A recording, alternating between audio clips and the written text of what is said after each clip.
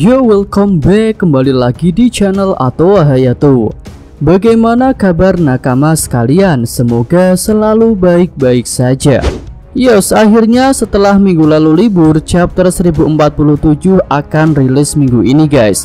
Dan seperti biasa kita awali dari soft versi cepatnya dulu.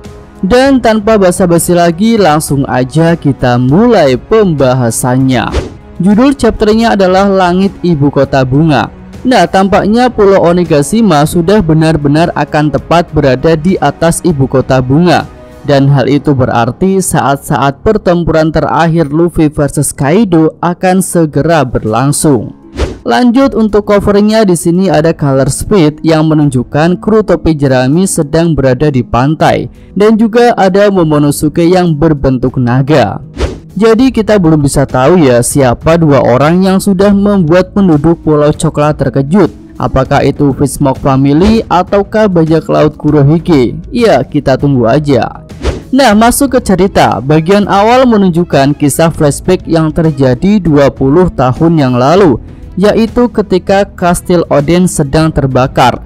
Di sini ada suatu hal penting yang akan diceritakan lebih mendetail menjelang kematian Kozuki Toki. Dan juga ketika Momonosuke memutuskan untuk melakukan perjalanan ke masa depan.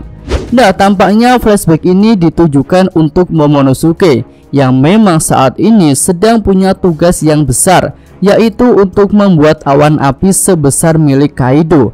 Dan mungkin untuk melakukannya Momo memang butuh the power of flashback. Yos, kita masuk ke poin yang kedua. Di sini menunjukkan lanjutan serangan petir Luffy kepada Kaido.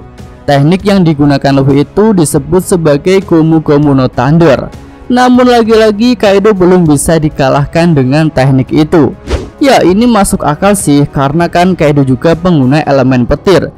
Jadi jika petir saja, Mimin rasa memang tak akan cukup untuk menjatuhkan Kaido. Selanjutnya setelah itu Kaido mengatakan bahwa Goldie Roger bukanlah pengguna Devil Fruit. Dan Kaido juga menegaskan bahwa untuk menjadi yang terhebat di dunia tidak diperlukan kekuatan seperti itu. Nah, di sini memang masih kelihatan ambigu ya kata-katanya, dan Mimin rasa masih punya dua makna. Pertama, Kaido ingin mengatakan bahwa Roger menjadi Raja Bajak Laut tidak membutuhkan kemampuan Devil Fruit, dan kemampuan Devil Fruit yang dimiliki Luffy tidak diperlukan untuk mencapai hal yang sudah dicapai oleh Roger.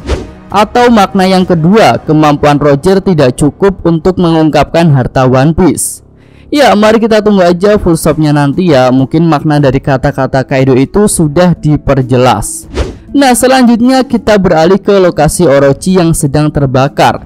Dan ada kabar baik nih untuk para fans Orochi, karena akhirnya Shogun itu bisa berubah ke wujud Yamata no Orochi. Ya, skemanya diawali dari proses terbakarnya Shogun itu karena ulah Kazenbo Kanjuro kecil. Nah, ketika sedang terbakar itu kulit Orochi melepuh, dan akhirnya paku yang tertancap di tubuhnya malah jadi terlepas. Dan tentu setelah paku batu laut itu lepas, maka Orochi bisa menggunakan kemampuan Devil Fruit-nya lagi, dan dia pun berubah wujud menjadi Yamata no Orochi. Ya, tampaknya rencana Hiyori untuk menghabisi Orochi gagal, karena dalam wujud Yamata Orochi, Mimin rasa Shogun itu juga bisa melakukan regenerasi. Dan tentu dalam wujud monster itu Orochi juga akan bisa menyerang balik Hiyori. Jadi mungkin inilah saat yang tepat ya bagi Denjiro untuk segera muncul dan bersama-sama dengan Hiyori bertarung melawan Orochi. Oke, lanjut kita kembali pada pertarungan Luffy versus Kaido. Setelah serangan petirnya gagal untuk menjatuhkan Kaido, Luffy memikirkan sebuah serangan lain. Dan akhirnya Luffy memutuskan untuk mempersiapkan sebuah pukulan yang sangat besar. Ya, pukulan Luffy itu ukurannya bahkan bisa dikatakan melebihi Kastil Onigashima. Wah, jadi mungkin itu versi terbaru ya dari King Kongan atau Supreme Kongan. Dan sepertinya itu adalah pukulan penghabisan untuk makhluk terkuat Kaido. Makhluk yang sudah berkali-kali menerima serangan telak tapi masih bisa bangkit lagi. Namun di sini Luffy jadi kepikiran mengenai nasib orang-orang yang ada di Onigashima. Karena jika pukulan itu diluncurkan dari atas Onigashima, maka bisa-bisa pulau itu akan hancur dan orang-orang di sana akan terkena dampaknya. Akhirnya dengan suatu cara Luffy bisa berkomunikasi dengan Momonosuke. Kemampuan itu mungkin seperti yang digunakan Luffy ketika bicara dengan Momo saat ada di dalam lautan. Ya, Luffy pun meminta naga Momonosuke untuk melakukan sesuatu agar orang-orang yang ada di Onigashima bisa selamat dari dampak pukulan raksasanya. Lalu Luffy juga meminta agar naga Momonosuke bisa membuat sesuatu untuk mengamankan pulau Onigashima, sehingga ketika pukulan super raksasa itu mendarat, pulau Onigashima masih bisa bertahan dan tidak ikutan hancur.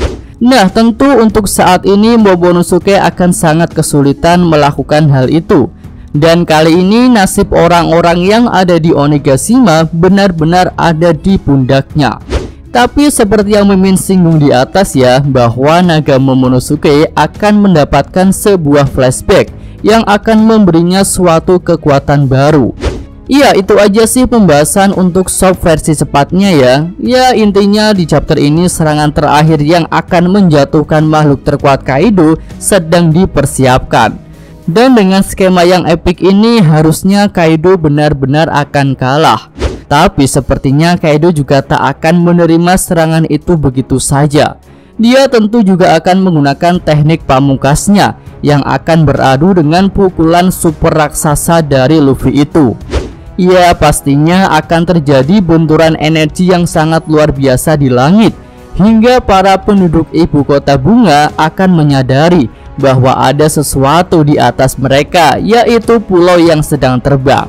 Oke, sampai di sini aja ya pembahasan kali ini. Untuk update shopnya mungkin akan Mimin upload di video full shop. Yosa, Mimin atau Hayato, terima kasih. Ya, sampai di sini aja video kali ini. Semoga nakama sekalian menyukainya. Terima kasih sudah nonton. Jangan lupa kasih like dan subscribe channel Atwa Hayato. Yo!